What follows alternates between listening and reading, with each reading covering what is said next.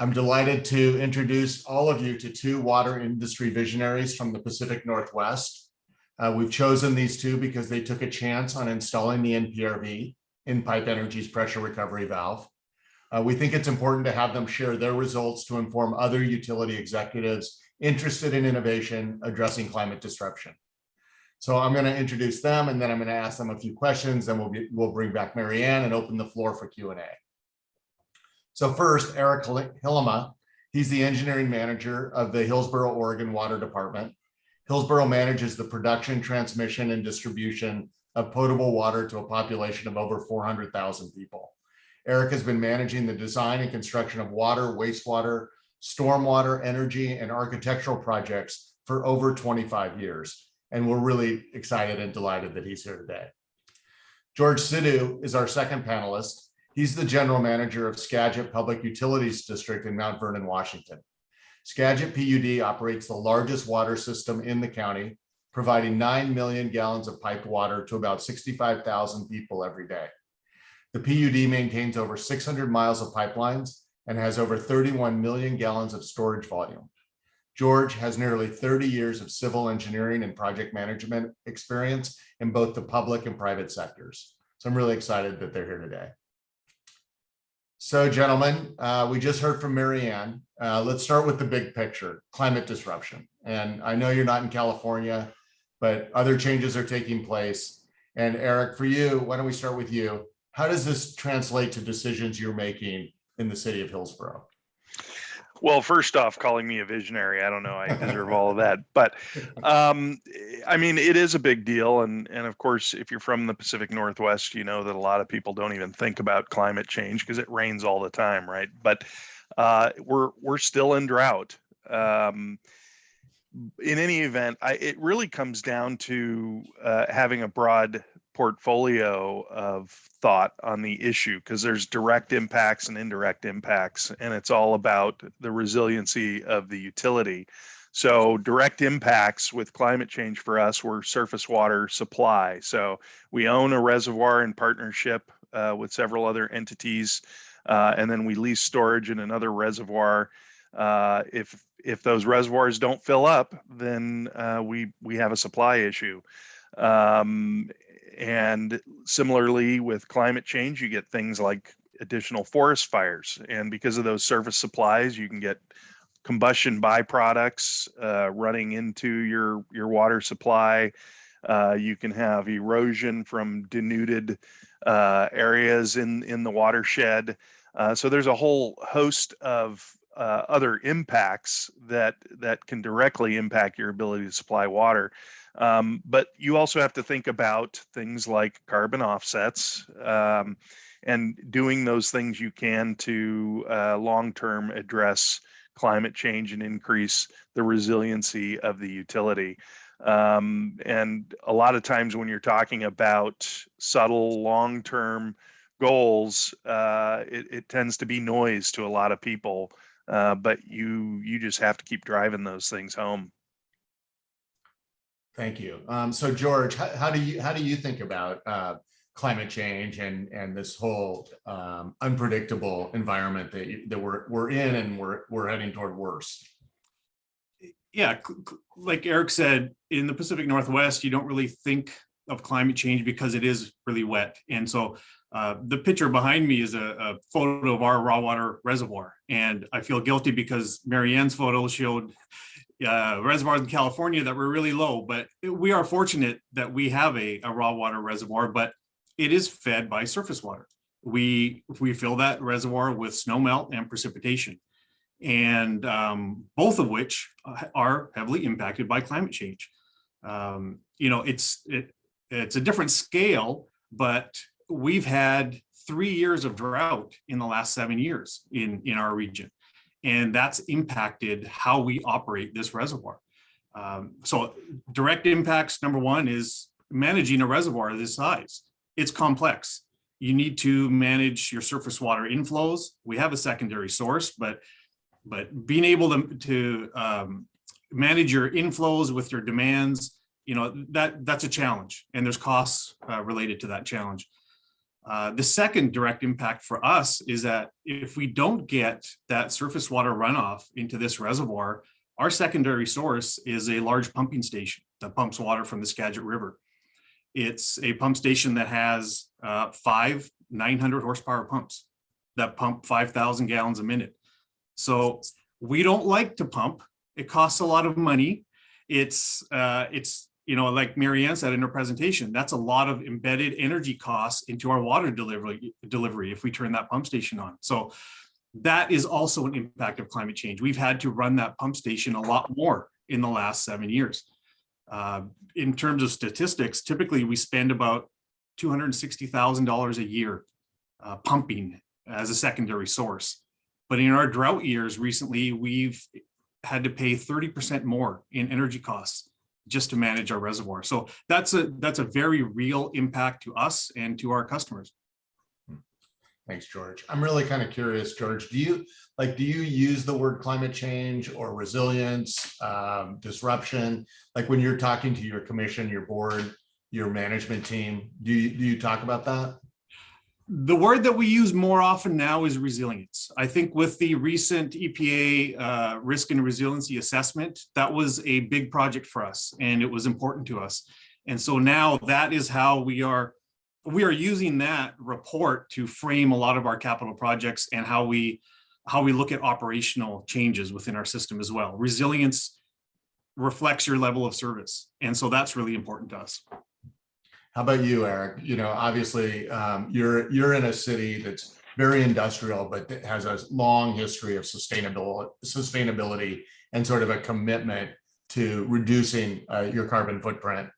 So, how does that play out in like your management team meetings? Do you talk about climate change? Are you looking for projects that can address resiliency and so forth? Well, yeah, we're always looking for opportunities to increase the resiliency of our water supply. We do talk about climate change internally, specific to direct impacts, as I mentioned in the first question, such as just filling the reservoirs or forest fires. In terms of talking with decision makers, it's almost always about resiliency. So yeah, we have a long history. Our city council has a long history of supporting sustainability projects, and resiliency marries perfectly well with sustainability because ultimately you have the same ultimate result. Mm-hmm. So George, you mentioned running a water agency is complex. It's I know it's a really busy job, and you're dealing with lots of priorities: aging infrastructure, rising energy costs, water loss, water quality, all very clear priorities. How'd you decide to take on an innovative new project like the in-pipe one when you're so busy already? To us, as I mentioned just a second ago, it boils down to level of service.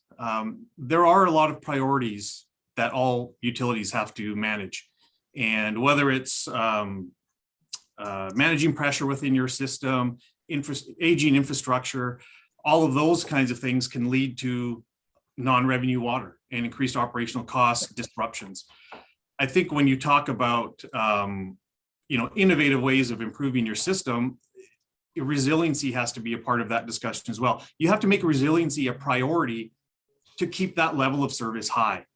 As water managers, it's on us. It's important to us to deliver that high level of service to our customers.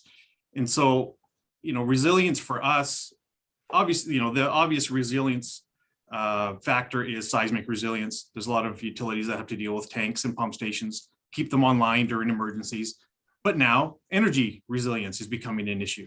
And it is for us. We're a smaller utility in comparison, but it is a factor for us. We have to look at our costs, and the more resiliency we can add into our system, again, helps to reduce operational costs, help to deliver a higher level of service to our customers.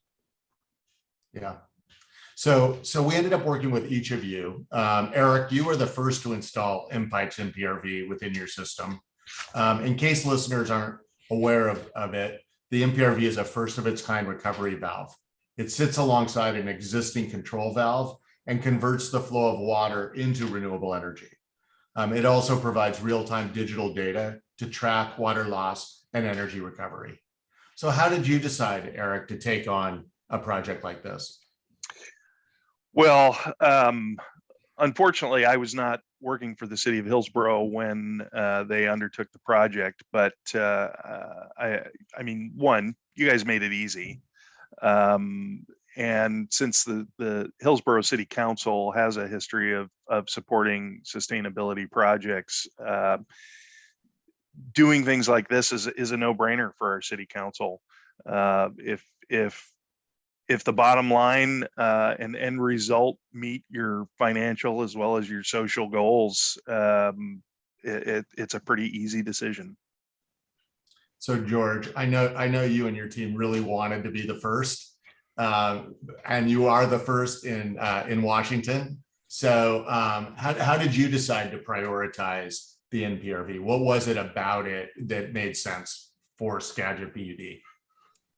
Yeah, first and foremost, it's our vision to be an outstanding regional leader and innovative utility provider. And we try to live that vision on all of our projects. And so an interesting part of our story is that we constructed the Division Street Reservoir and Pump Station where the NPRV is located. We constructed that before we even knew the NPRV existed. So we have an engineering manager, Mark Hanslick, who's a very innovative thinker himself. And he directed our consultant to design the pumping for a future micro hydro generating unit. And that pump station was in operation for 3 years without it. But when the NPRV became, was made aware to us, it was, like Erik said, it was a no-brainer. It checked a lot of boxes for us. It worked to reduce our operational costs because we have pumping costs on that site. It was an innovative product, which we really liked. It matched up with our vision. It was a sustainable energy source for us without having to pay for power off the grid. And then it gets back to resiliency. It provided resiliency to our system to make sure that our pumps were able to operate even during power outages. So George, how do you actually monetize the energy at the product site? At Division Street Reservoir, it's one of our largest reservoirs, 6.4 million gallons, and it's a central site in our system that we then use to pump water to somehow higher elevations. So we've got a lot of energy costs that we just have every year, and having the NPRV at this site allows us to save about $12,000 a year in energy costs. It's not huge, it's not going to offset all of our energy costs at that site, but it does have a reasonable payback period for us. And again, it checked the other boxes as well. So the operating cost reduction started us down this path, but then we realized that it does offer a lot of other advantages as well. And how about you, Erik? I think the site in Hillsboro will generate over $1 million in energy savings for you over the project life. How can you describe for the people that are listening how you actually monetize that energy? Yeah, absolutely. But let me also first just say that for the project managers out there, you're all aware that a successful project means that you don't get any complaints from your operators. And so the in-pipe project for us has been extremely successful. It's almost we don't even really talk about it because our operators don't have to think about it. With respect to monetizing it, here in the Portland region, the main energy producer has rules about how you can set up net metering, and you should make sure you pay attention to those in your planning process. In our case, it's sited next to a stadium, a minor league baseball stadium that the city owns and operates, and we feed power back. We have a constant flow to the in-pipe unit. I think we have an uptime of about 98%, and the only time it's been down is when we needed to take it down for other activities. And it feeds into that meter, and then we do an internal audit through our finance department, because I think we have 220 different power invoices a month, and then they credit the water department back that energy cost. Okay, great. So Eric, the NPRV in Hillsboro has been operational for well over 18 months. Has it met your expectations? Absolutely. As I led into the conversation, the operators were extremely cynical about it, as you remember, as they always are with anything new and anything that's going to change their daily lives. And they got their input, they got the things they wanted, and like I said, we rarely talk about it because it's just sitting there running. They don't have to do much maintenance, and from my perspective, because they're my customer, it's a successful project. That's great. Has there been any unexpected outcomes? Not really. No negative ones. I always like to go. We post the power generation data on our public facing website, and I like to go look at that once a month just to see how we're doing, and it's performing as expected. That's great to hear. So how about you, George? How is it working within your team and for your system? Yeah, I'll echo what Erik was saying. The operators, I think, question new and innovative products if they haven't been tested before, but our operators have been very happy as well. The NPRV has performed as expected, and our unit has been in operation for just about a year. And initially, the operators even took it upon themselves to try and optimize how much energy they could get. There was a model of how much energy recovery we were going to get, and they changed some of our pumping runs and tried to tweak it a little bit. And I think the unit is even outperforming the modeling that we did initially. So there is a real investment from our operators in this product, and it's performed well. And it's a neat thing to talk about because it is unique for this community, and I think people are proud of it. Yeah, that's great. I wanted to ask you about that. Like, what has been the community response to having an innovation like this in Mount Vernon? It's been good on a couple of different fronts. When I talk to local elected officials and other people, they're proud of the fact that a local water utility is the first to do something and to do an innovative project like this. So they're interested, number one.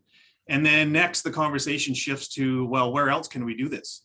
And so we've had inquiries from local industry, from a local school district. Even the local city of Mount Vernon has asked us if there's other applications for us. So they recognize that there's an untapped energy source within the water system. And now, Sam Shipp is one of our project managers, and I know that they're in conversations with a lot of people about where else this can be applied. So there's a lot of community interest, and a lot of the press that we've been getting through this as well has been nice. People recognize us as that innovative utility provider, so people are proud of that. Yeah, you guys have really been showcased and featured as true leaders in this challenge of addressing climate change. So how about you, Erik? Have you had any community response to what you're having the project in Hillsboro? We certainly get inquiries that people generally get referred to our website information, but certainly, as with most utilities, part of your resilience is having credibility with your ratepayers. And so we do a lot of advertisement of our accomplishments, of projects and other things. And we've certainly posted a lot about it. Our decision makers are really happy. And just like George,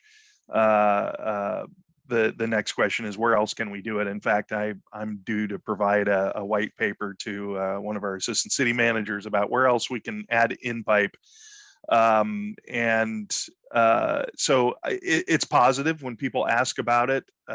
Most people really appreciate it, but of course, like most utilities, it doesn't necessarily reside in most people's conscious brain. Yeah, well, I'm glad that you're thinking about doing additional projects, because we really believe that having NPRV system wide so that we can optimize energy and water within the system makes a lot of sense. So I wanted to thank you for your insightful answers. We've got about 10 or 15 minutes left for questions. I wanted to invite Mary Ann back and open up the dialogue. So Amy's going to join us as well and help us through any questions that you might have. So if you have questions, put them in the chat box, and you can ask questions to any of our participants today. So I have one from Pierce.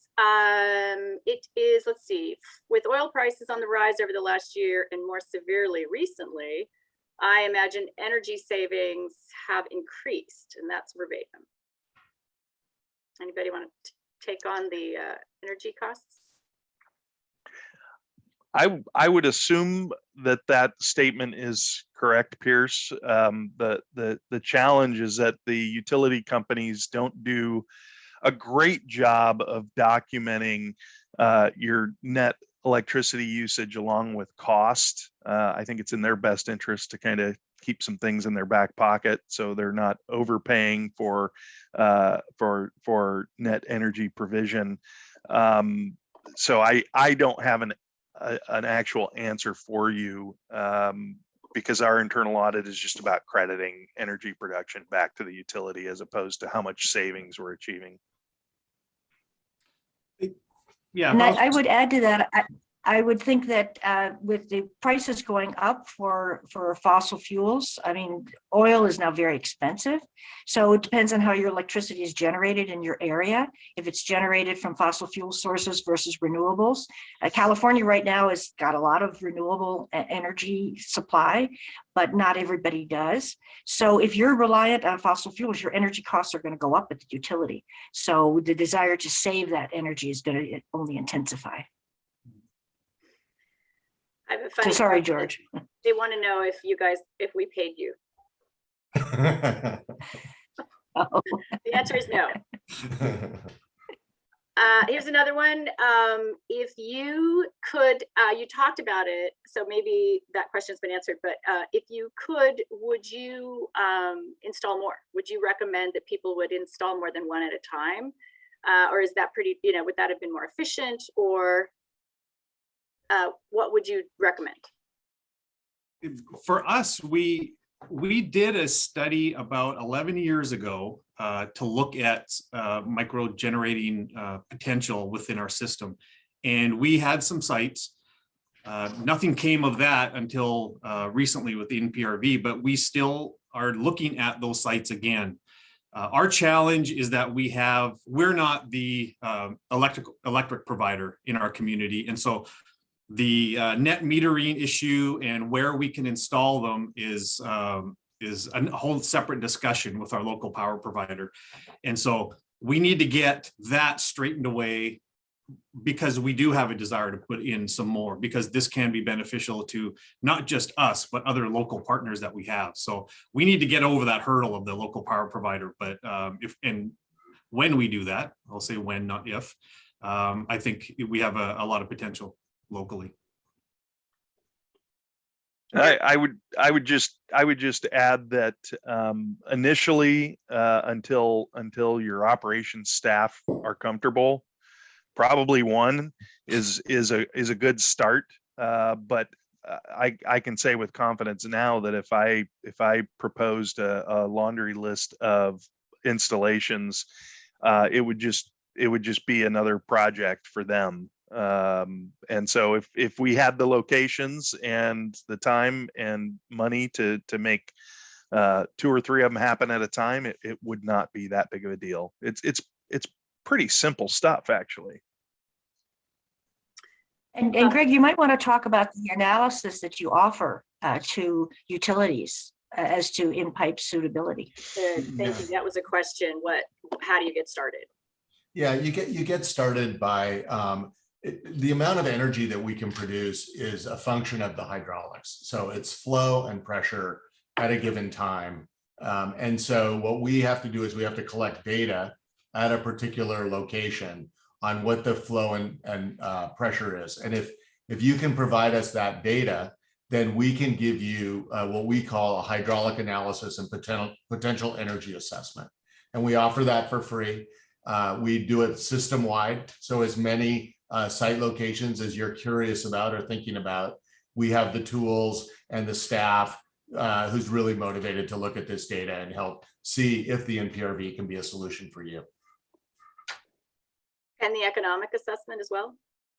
And you know, once we identify the potential energy, if you can then provide us energy bills for that location, that particular meter, we can start to estimate what the economic impact will be.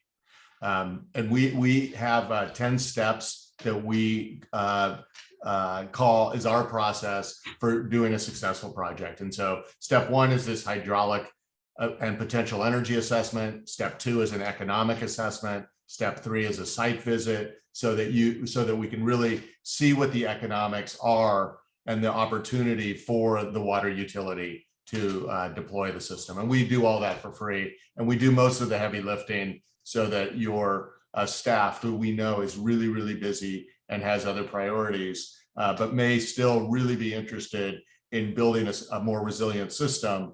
We do all of that for water utilities, and for the most part, we do it for free.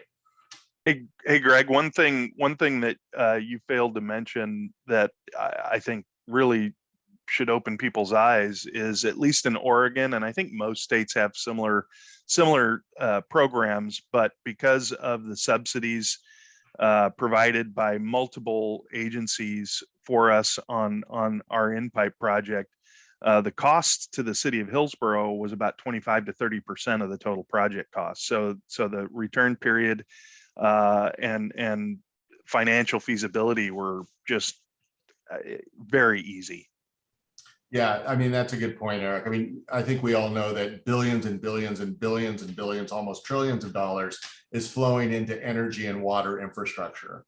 And our team is really keen on getting that capital from either water, but especially from energy, to bring to the water industry. And NPRV projects like we're talking about today are generally very applicable to that opportunity. So that we can bring in money that can help really build out your infrastructure and make it more resilient. And we do all that heavy lifting. We do the grant writing for free. We work really closely with water utilities who are motivated and interested in this area. And I'll just add some specifics to that comment, because people are probably wondering. The installation of our unit cost of the project estimate was about $400,000. And so our investment was 25% of that, $100,000. You know, Greg was really good about getting grants from energy programs. Even the local power provider here provided a grant. So having that additional funding really allowed our project to go forward. And so that was a really great opportunity for us. I have another question. So I've got 2 questions. Whoops. Does the NPRV require intensive O&M? No. That's the beauty. I mean, it's a water turbine. It there's just some semi-frequent checks and maintenance that you have to do, but there's not a whole lot you can do to it. There's an associated PRV, but since those are all connected to our SCADA system, they're monitored, and we haven't had to do any maintenance on it in 18 months. I think for us, most of the time our operators have spent on it, we're trying to tweak it and optimize the energy recovery. So. This is a good one, Neil. Thank you. What were the initial stakeholder concerns? Parentheses, my stakeholders have concerns over the equipment causing bursts. And how large or small can the units be in terms of kilowatt size? Maybe I'll go first. Stakeholder concerns for us were, I probably had the biggest concern out of the stakeholders internally for our organization, and that was cost. I wanted this was a good project. I wanted it to go forward, but I also wanted a reasonable payback period because you have to, if I'm going to talk about this with our customers and our other local partners, it's got to make sense from a number of different perspectives. And so again, when Greg was able to secure a lot of funding for us, brought our investment down, that satisfied my concerns. And there weren't really any other stakeholder concerns. It's within a existing pump station for us. So it didn't really change what was going on. As far as bursts, I mean, the ideal installation is where you're dropping pressure anyway. So either you have a PRV or you're discharging into, you know, some type of gravity setting, and it's not gonna change the pressure profile of the flow of water. It's going to be exactly the same.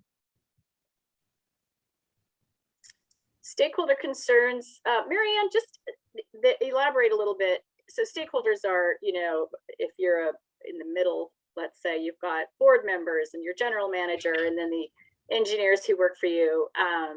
You get different kinds of concerns, right? One is the mechanics, and the other is how much is it going to cost? Have you felt that you had enough information and the success rate was sufficient to address all of those concerns at all levels?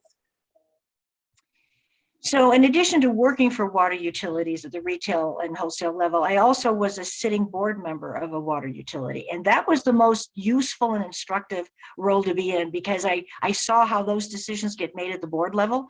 And they often don't get made for reasons that you would expect.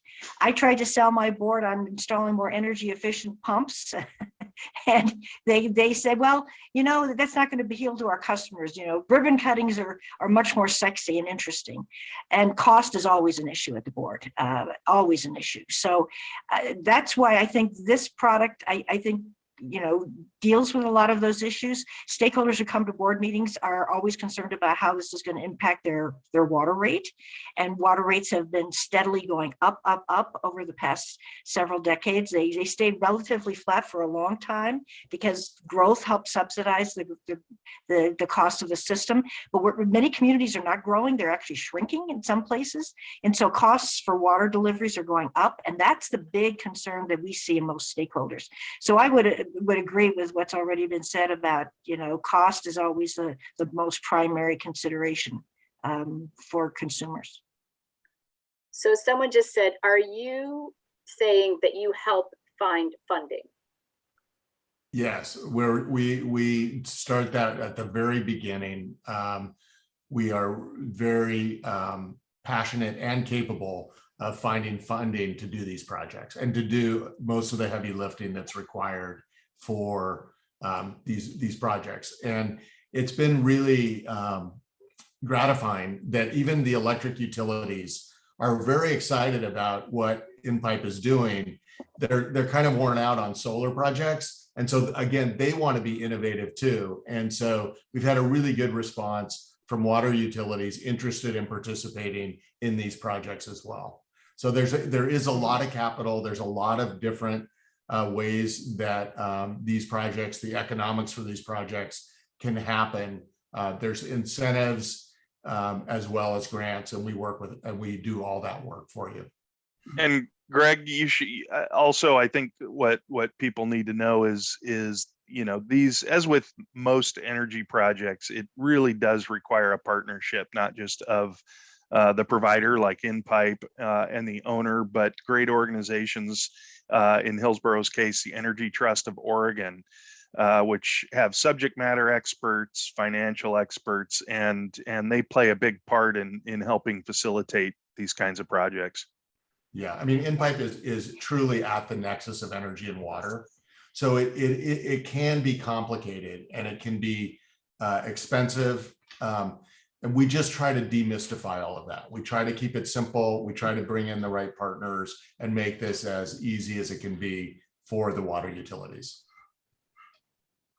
One of the reasons I've been really motivated on this issue is that I don't think the water utilities get nearly the investment that the energy utilities do for the same amount of savings. And that's policies. That's a policy that has to change, and that, you know, I have been, you know, dedicating a number of years of my life to doing.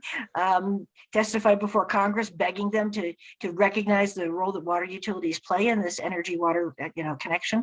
But that will increase, I think, over time as more and more water utilities are recognized for their greenhouse gas emission reductions. Right now, the energy utilities get that credit for the carbon reduction. The water utility who funds it doesn't.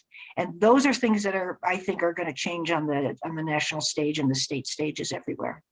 Well, I think the challenge is really water utilities are so busy, keeping the system going. And they don't, and because they don't, and the system is underground and they don't really embrace innovation, they just want the system to work. Whereas in the energy industry, there's all kinds of innovation happening. They're showcasing it, they're publicizing it, they're talking about it.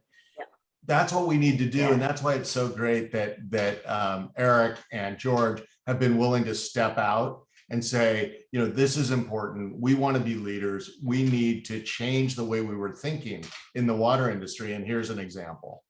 And that takes real leadership. And we just need more of that from water agencies. And I think the industry will attract more capital. Plus, it's super cool. I mean, water infrastructure is really, really interesting. People just don't know enough about it. But when you talk about it, people go, wow, let's protect the most important resource on the planet. I don't have any more questions. All right. So thank you. I'd like to leave you with two messages. First, if you're interested in energy recovery and water loss control, it's helpful to know that our team has the expertise to do a lot of the heavy lifting, so you and your staffs don't have to. As I mentioned, we do a free system-wide hydraulic and economic assessment to address feasibility. And I want to underscore the idea that installing one NPRV can make a real difference, but installing them with a system-wide approach can have enormous impact on optimizing energy and water throughout your system. You're going to get a discussion guide that has our 10 steps to a successful project and our contact information. We'll also send you the recording of this event so you can review it or pass it along to your colleagues. So I want to thank you. I want to thank the participants. Thank you, Amy, as well. Many thanks to all of you who participated today. I look forward to seeing you at the future webinars. And if you're interested in learning more about the potential for the M-Pipe solution at your facilities, call me or email me. I welcome the chance to connect. Thanks a lot. Have a great day. All right, bye everybody. Thank you. Bye.